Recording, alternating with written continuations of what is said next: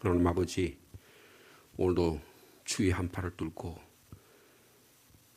새벽을 가르고 주님 앞에 나왔습니다. 주님의 음성에 참 기쁨이 있고 주님이 주신 위로를 얻고자 합니다. 우리를 사랑해 주신다고 하는 하나님의 음성을 듣고 주님 앞에 나왔습니다. 오늘도 주님과 함께 우리의 삶이 감사와 기쁨이 넘치기를 원합니다. 주님 앞에 나왔사오니 저에게 복을 허락하여 주옵소서. 생명의 복, 가정의 복, 직장과 일터의 복, 무엇보다도 주님과 동행하는 가장 기쁜 복이 우리에게 넘치기를 원합니다. 우리에게 오늘도 다가오는 시험과 유혹을 믿음으로 이기기를 원합니다. 말씀과 기도 가운데 우리에게 지혜를 주시고 이 어렵고 험한 시대 가운데 재난과 재앙과 참으로 큰 파도들이 우리를 날마다 닥치지만 우리에게 능히 이길 수 있는 하나님의 은혜로 믿음으로 이겨나갈 수 있도록 축복하여 주옵소서. 주님, 여호수아의 말씀을 통해서 2022년에 저희들이 여리고성을 무찌르고 때로는 아이성도 공격하고 우리의 삶의 곳곳에 도살하고 있는 가나안의 7 족속들을 믿음으로 물리치기를 원합니다. 저에게 능력을 허락하여 주옵소서. 우리가 하나님 말씀 앞에 하나 되는 모든 성도들이 주님 앞에 하나 되는 놀라운 은혜도 허락하여 주옵소서. 기도의 자리로 나왔습니다. 함께 기도하며 우리 각자 기도할 때 하늘의 신령한 복을 누리는 복된 이 시간 되도록 축복하여 주옵소서. 예수님의 이름으로 기도하옵나이다. 아멘. 계속해서 여호수아 4장 10절 말씀부터 18절까지 말씀이 되겠습니다.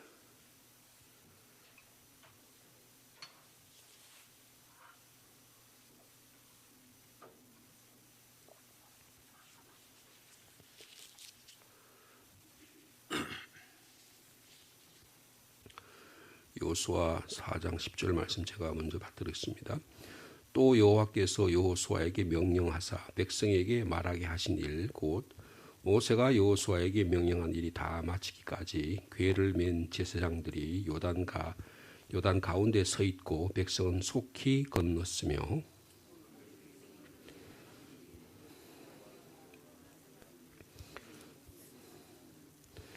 루벤 자손과 갓 자손과 므낫세 반 지파는 모세가 그들에게 이른 것 같이 무장하고 이스라엘 자손들보다 앞서 건너갔으니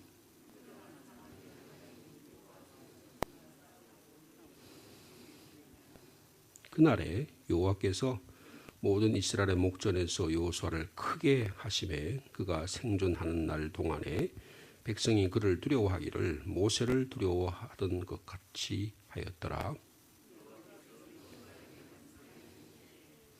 증거궤를 맨 제사장들에게 명령하여 요단에서 올라오게 하라 하신지라.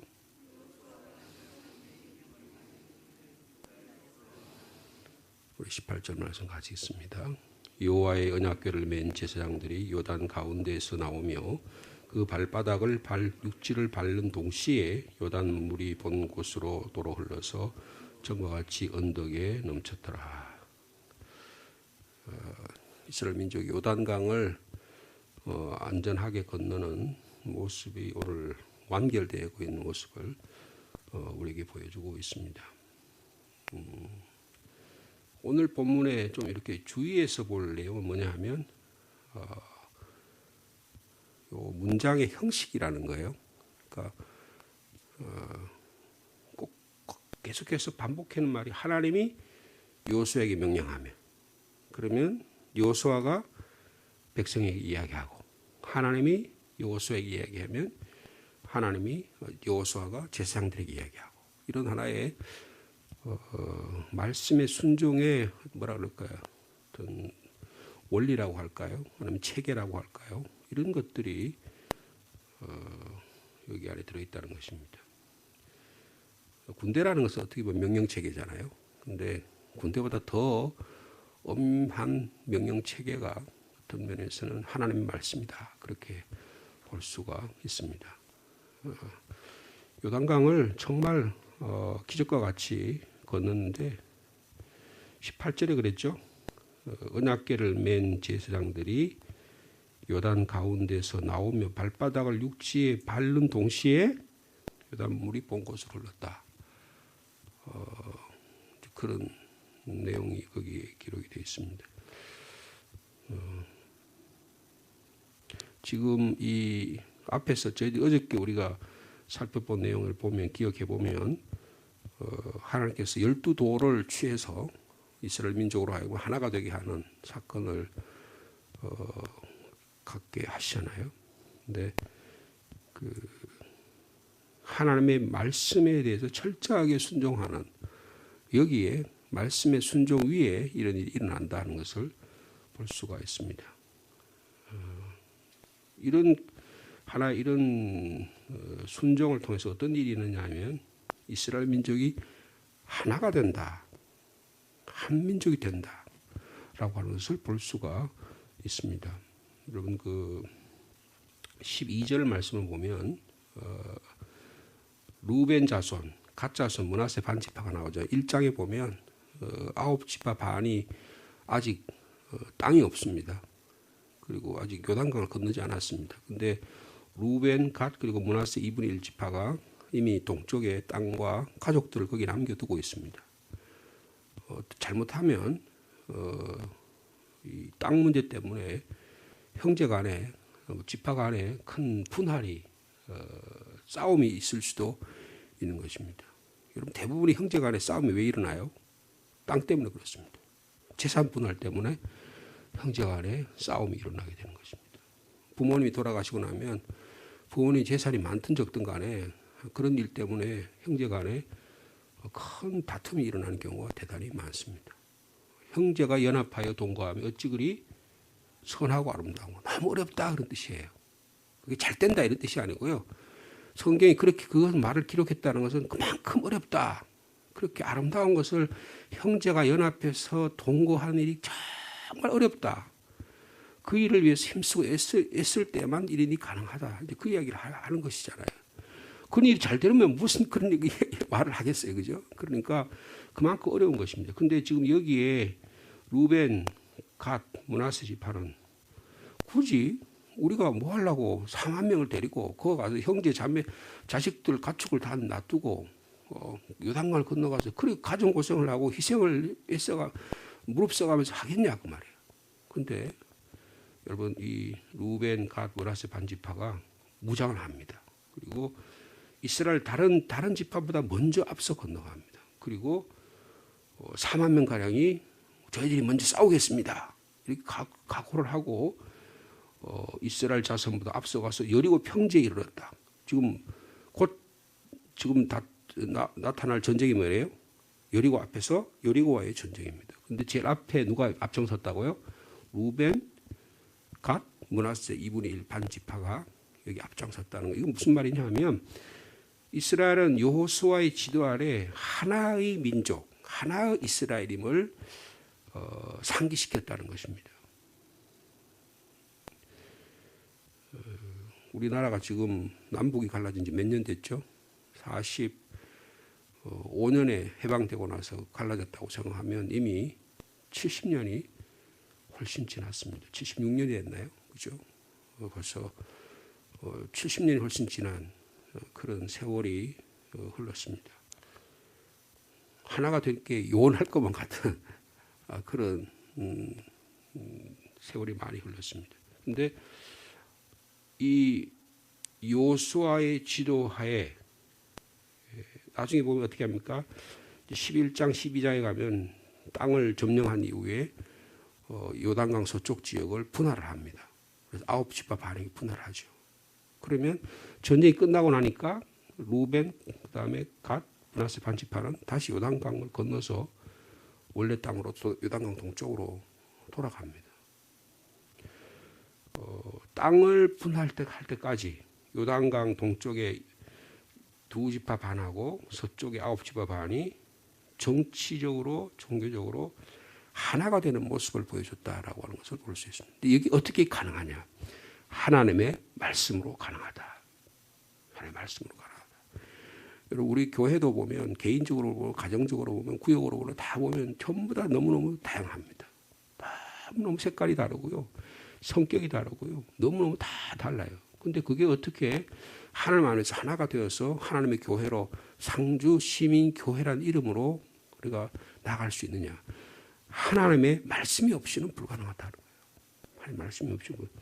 우리 가정도 그렇습니다. 부부가 내외간에 딱 두 사람인 것 같지만 한 마음을 이루어가지고 하나님의 나라를 만들어가고 가정을 이루어가고 자녀를 양육하는 일이 너무 어렵다는 것을 우리가 경험합니다. 신앙이 하나가 되기 얼마나 어렵습니까? 그렇게 남편을 위해서 기도하는데 남편이 주님께로 돌아오는 게 얼마나 어렵습니까? 자녀들이 부모님이 주님께로 돌아오기를 우리가 간절히 눈물로 기도하는데 그런 일이 일어나는 것이 그렇게 쉽지가 않다는 것을 발견할 수 있습니다. 그래서 하나의 이스라엘이 된다. 이거 대단히 여러분 그래서 11절에 보면 모든 백성이 건너기를 마친 후에 모든 백성이라는 말을 씁니다. 그 다음에 14절에도 그날에 여호와께서 모든 이스라엘의 목전에서 일부러 이렇게 쓰는 거예요. 하나님 말씀 앞에서 이스라엘의 12지파는 모든 이스라엘 백성이 된다. 그렇게 말씀하고 있는 것입니다. 모든 이스라엘 그런 표현을 하는 거예요. 여러분 3장에도 한번 보시면요. 3장 1절에도 한번 보시면 또 여호수아가 아침에 일찍 일어나서 그와 뭐라 그랬어요? 모든 이스라엘 자손과 더불어. 이 모든이란 말을 써요. 그러니까 그건 뭐라 합니까? 하나가 되는 역사를 일어나게 된다. 그것을 강조하고 있는 것입니다. 3장 7절에도 보면 여호와께서 여호수아에게 이르시되 내가 오늘부터 시작하여 너를 온 이스라엘의 목전에서 크게 하여 온 이스라엘이라는 말을 써요. 여러분 예수 그리스도 안에서 우리는 하나가 되는 역사가 일어나기를 축복합니다. 그래서 여기서 모든 백성, 모든 이스라엘 이런 놀라운 구원의 은혜가 저희가 일어나기를 축복합니다. 그래서 이게 가능한 이유는 이게 지금 이스라엘 민족은 시족 연합체잖아요. 부족 연합체잖아요. 그죠? 야곱이라고 하는 자녀 12아들이 연합해 가지고 이루어가는 것입니다. 그런데 이게 연합하는 게 얼마나 어려우냐 하면요. 그러니까 이스라엘이라는 나라를 이룰 때 사울이라는 사람 1대 왕이 되잖아요. 그죠? 사울이라는 1대 왕이 되는데 연합이 됩니까? 안 됩니까? 안 돼요. 그러니까 남북이 갈라지는 겁니다. 다윗이라는 사람이 겨우 막 봉합을 해가지고 12지파를 왕국을 만들어 놨어요. 근데 그게 몇 년 갑니까? 다윗하고 솔로몬 시대에만 됐지. 그 다음에는 그 솔로몬의 아들 시대가 된 나라가 둘로 쪼개집니다. 10지파, 2지파로 쪼갈라져요. 하나님의 말씀으로만 하나님의 능력 안에서만 하나가 될 수 있다라는 것을 말씀해 주고 있는 것입니다. 어느 공동체나 어느 가정이나 어느 교회나 말씀으로 하나가 되지 않으면 쉽게 갈라지는 것들을 우리가 너무 많이 볼 수 있습니다. 한국의 교회를 어떻게 보면 분할의 나누의 역사라 그렇게 볼 수 있어요. 미국의 교회가 많은 교단들이 있는데요. 미국의 교회가 갈라지면 한국에도 그대로 갈라지는. 그런데 미국 예를 들어서 미국의 장로교가 1900년대 우리 복음이 전파될 당시에는 장로교, 감리교가 미국에서 굉장히 중요한 영적 영향력을 끼치던 시대가 있었습니다. 그런데 지금은 장로교, 연합, 감리교는 미국의 아주 약한 교단이에요. 침례교가 가장 강한 교단입니다. 근데 미국에요. 그 장로교의 선교사들이 한국에 제일 많이 왔어요. 미국의 북장로교, 캐나다 장로교, 호주 장로교 이런 교단들이 많이 왔어요. 근데 미국의 교단이 그 당시에 우리 복음을 전할 때 북장로교와 남장교로 갈라져 있었어요. 북장로교, 남장교로 갈라져 있었습니다. 그래서 선교사들이 와가지고 학교를 세웠어요. 대표적인 북장로교가 세운 학교가 평양의 숭실학교였습니다. 그리고 대전에 대전대학이 있었어요. 대전대학 그리고 서울의 서울여자대학 다 이게 북장로교, 남장로교 교인 선교사들이 세운 선교기관입니다. 근데 그래서요 미국에서 북장로교, 남장로교가 하나가 됐어요. 1970년대에 연합장로교가 됐습니다. 그러니까 어떻게 되냐? 그 서울에 있는 평양에 있는 숭실대학이 서울로 와서 숭실대학이 됐잖아요. 그리고 남한에 대전대학이 남장로교가 세운 교회 학교라고요. 그래서 미국의 북장로교가 남장이 하나가 되니까 우리도 하나가 되자. 그래가지고 숭실 대전 합해서 앞 글자를다가 숭전대학이라고 이름을 바꿨어요. 제가 대학교 다닐 때는 대학교가 숭실대학교가 아니고 숭전대학이 됐어요. 근데 이렇게 해서 하나가 돼서 했는데 대전에 있는 분들이 보니까 전부 다 재정인하다 인사가 전부 다 서울 쪽으로 다 가는 거라. 마치 경북대학교하고 우리 여기 상주대학교가 하나 합쳤더니 상주대학교 굉장히 발전할 것 같았는데 어떻게 해요? 상주를 위해서는 하나도 뭐 도움이 하나도 안 되는 거예요. 그러니까 어떻게 괜히 합쳤나 보다 그런 이야기를 하는 경우가 있잖아, 그죠? 그거 마찬가지예요. 그랬더니 대전에 있는 분들이 막 일어났습니다. 일어나가지고 안 된다, 우리 갈라야 된다. 그래서 쪼갈려 나갔습니다. 그래서 그 학교 이름이 뭐예요? 한남대학교입니다. 한남대학교, 대전대학교가 갈라져 나가지고 한남대학교가 된 거예요. 그게 지금도 우리 장로교의 우리 장로교회 뭐 큰 교회 목사님들이 그 이사장도 하시고 그렇게 하고 있는데, 그러니까 하나가 된다니 너무 어려운 거예요. 근데 뭘로 하나가 될 수 있다? 오직 하나님의 말씀으로만 하나가 될 수 있다. 또 하나 중요한 게 뭐냐면 영적 권위입니다. 여러분, 하나님의 권위는 영적 지도자에게 권위가 있어야 돼요. 권위가 없으면 여러분 교회 일이나 하나님 일들이 전혀 이루어지지가 않습니다. 인간의 능력으로 전혀 이루어지지 않는다는 걸 볼 수 있어요. 오늘 보시면 여러분 14절 말씀 한번 같이 읽습니다. 시작. 그날에, 이 그날이라는 말은 이제 이스라엘 민족이 완전히 강을 도하는 이야기죠. 도하했다는 거죠. 평지까지 이르렀다 그랬으니까 그날에 같이 읽습니다. 여호와께서 모든 이스라엘의 목전에서 누구에게? 여호수아를 크게 하심에 그가 생존한 날 동안에 백성이 그를 두려워하기를 모세를 두려워하던 것 같이 하였더라 그랬습니다. 여호수아에게 절대적인 권위가 주어졌다, 그런 뜻이에요. 여러분, 교회가 교회 장로교도 어떤 개신교 보통 교회가 목회자를 청빙을 하고 모시면 어떻게 됩니까? 그 다음에 어느 정도 교회가 안정이 되면 어떻게 해요? 위임을 해요. 위임이란 게 뭐예요? 권리를 담임 목사에게 준다, 그런 뜻이에요.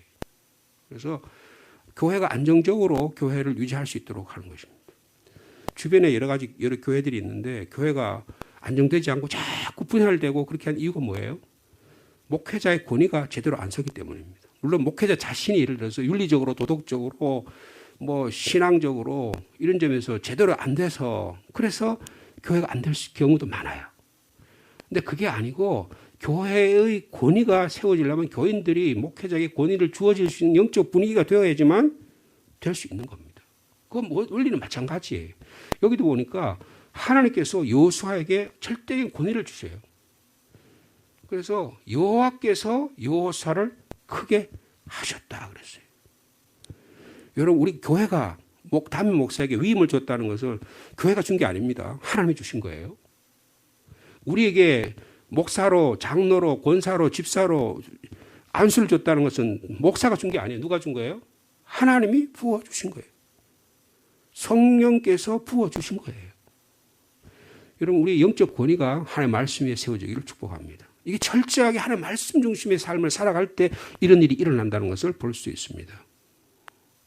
그런데 여호수아는 어떻게? 철저하게 하나님의 말씀에 순종합니다. 철저하게 하나님의 말씀 순종해. 여러분, 여호수아를 읽으면서 꼭 기억해 하셔야 될 건 뭐냐면 하나님이 여호수아에게 어떻게 말씀하셨냐는 거예요. 여호수아가 어떻게 행동했느냐가 중요한 게 아니고 하나님께서 여호수아에게 뭐라고 말씀하시냐가 중요한 거예요. 여러분, 지금 요단강을 건너는데도 여호수아의 계획과 여호수아의 뜻대로 된 게 하나도 없어요. 전부 다 하나님의 말씀으로 일어나고 있다는 거예요. 우리의 인생도 마찬가지입니다. 철저하게 하나님의 말씀에 순종할 때에 하나님은 그를 귀하게 들어 사용하고 계신다. 야, 이거 내 생각으로는 이게 아닐 것 같아. 내 생각으로 이게 훨씬 나을 것 같아. 근데 하나님의 계획은 또 다를 수 있다는 사실입니다. 만약에 하나님께서 나로 하여금 나의 이성과 나의 생각과 나의 계획이 틀리더라도 하나님이 그것을 명령하신다고 받아들여지면 받아들일 수 있는 믿음의 사람이 되기를 축복합니다. 그렇게 한번 나가보시자고요. 나가면 하나님이 사용하신다는 거예요.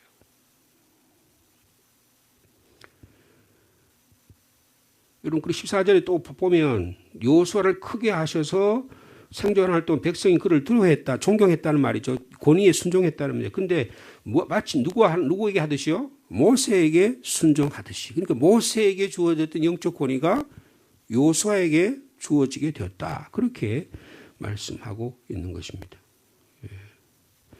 그 여호수아는 뭐냐? 철저하게 자기 자신을 높이는 게 아니고 하나님을 높여드리는 삶을 살았다. 여러분, 저와 여러분이 여기 장로님들 계시고 권사님들 계시고 다 교회에 중심적으로 섬기는 분들이 계신데, 여러분, 우리 자신이 아니라 하나님을 높여드리는, 하나님의 말씀 앞에 순종할 수 있는 거룩한 교회가 되기를 축복합니다.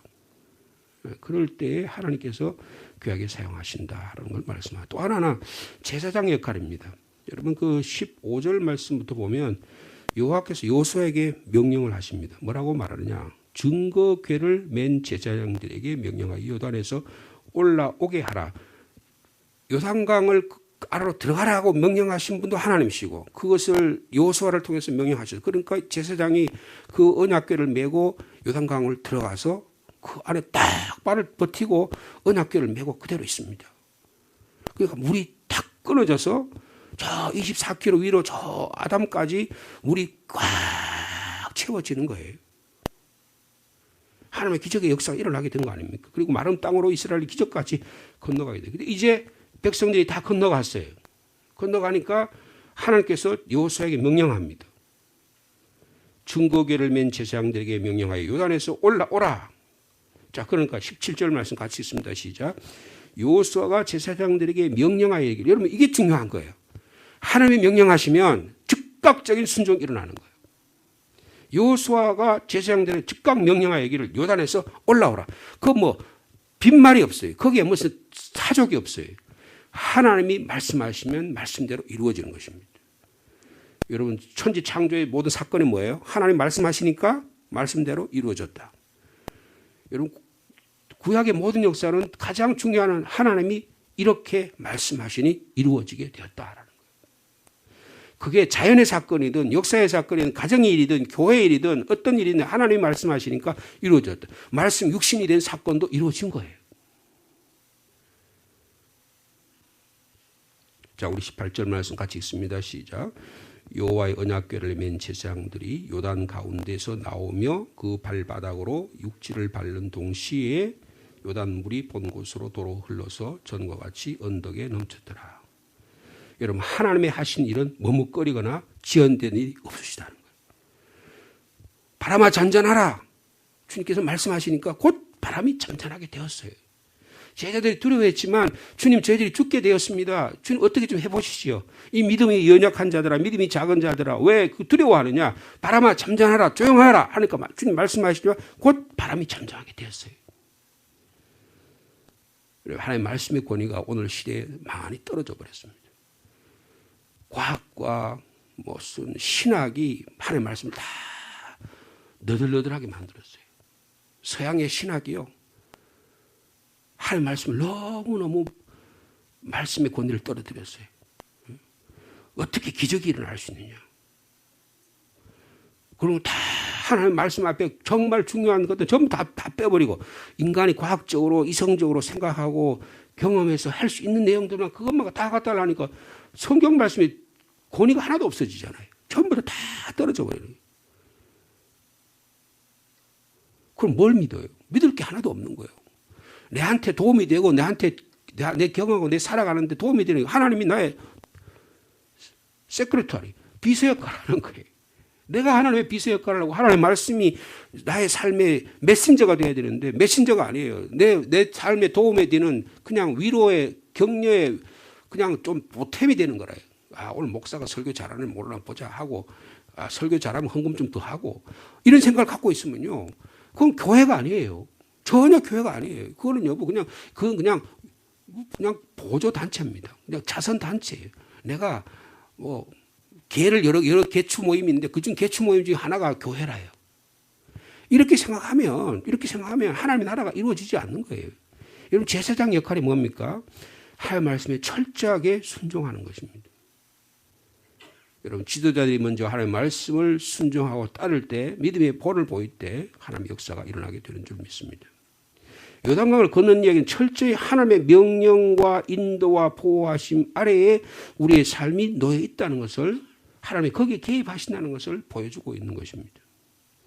하나님의 백성은 이 하나님의 계시를 따라 길을 가는 것이 하나님과의 언약 관계를 유지하는 필연적인 가장 중요한 것이라고 하는 것을 바라보고 있는 것입니다. 우리 그리스도인들은 마찬가지입니다. 그리스도인의 말씀과 지시를 단순하게 따르는 저와 여러분의 삶이 되기를 축복합니다. 주님과 나 사이에 말씀하는 명령하신 명령자와 순종한 나 사이에 중간에 뭐가 개입되면 안 돼요. 나를 따라오라 그러는데 주님 제가요 자식 장가 보내야 되는데요. 시집 보내야 되는데 그 다음에 따르겠습니다. 주님 제가 주님을 따르겠습니다. 내가 인자가 머리 둘 곳이 없어. 아이고 이거 내가 괜히 따랐다가 이거 죽자라 고생하겠구나. 아이고 우리 자식들 내 자식들 목회시키려고 하니까 목사가 저렇게 고생하는 거 보니까 아이고 저거 목회시키지 말아야겠다. 이건 그게 중간에 뭐가 있는 거예요? 하나님과 나 사이에 뭐가 끼어 있는 거예요? 인간적인 뭔가 끼어 있는 거예요. 그러니까 하나님께 즉각 사용하기로 하는 여러분 사무엘이 어떻게 하나님을 사용하셨습니까? 젊은 나이에 사용하셨잖아요. 저는 늦게 목회를 하다 보니까 그런 생각이 들어요. 아, 빨리 목회하는 게 좋다. 하나님께서 들어 수행할 때 그 사이에 하나님과 나 사이에 순종하는 관계에 뭔가 자꾸 끼면 안 돼. 거기 자꾸 뭐 여러 가지 계산적인 방식이 끼면 그 다음에는 순종하는 역동성이 하나도 없어져요.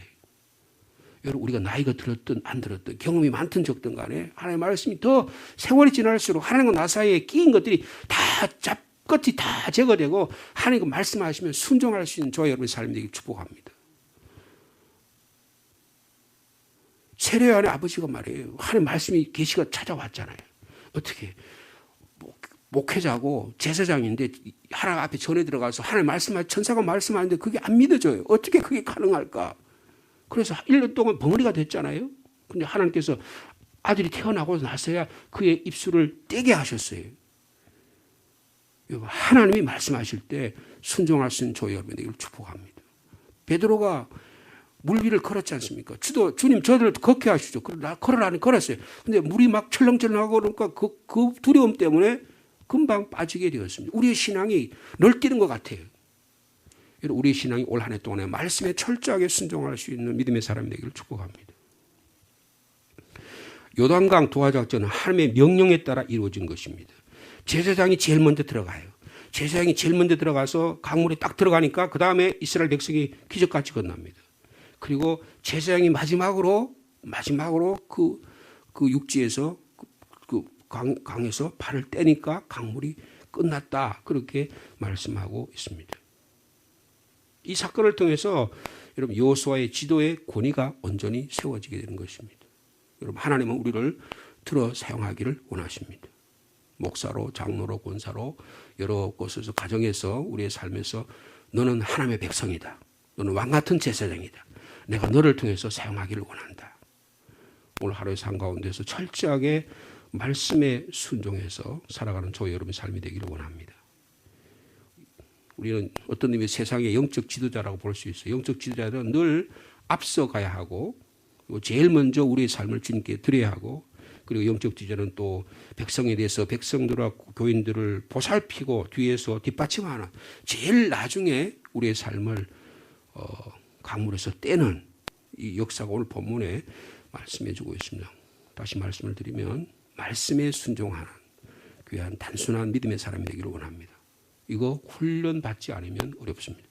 내가 말씀에 순종했더니 그 결과가 잘 됐냐 못 됐냐 그것만 보고 경험에 의해서 내 삶이 신앙이 되는 게 아니라 하나님의 말씀에 순종한다. 어떤 경우에도 하나님의 말씀에 순종한다. 이런 믿음에 살아갈 때 하나님께서 우리를 귀하게 사용해 주실 줄 믿습니다. 이런 말씀의 순종자로 오늘도 살아가는 저와 여러분들을 축복합니다.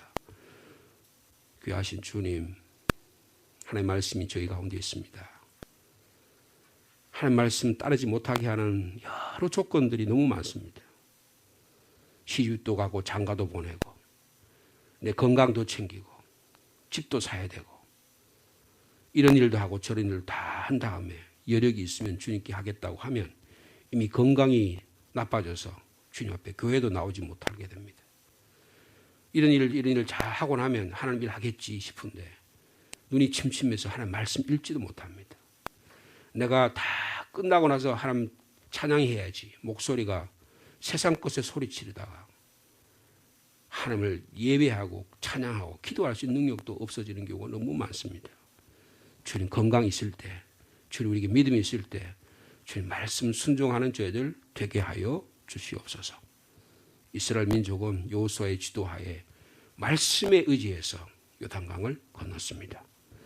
저희들도 말씀에 의지하여 건너는 저희들이 되게 하여 주옵소서.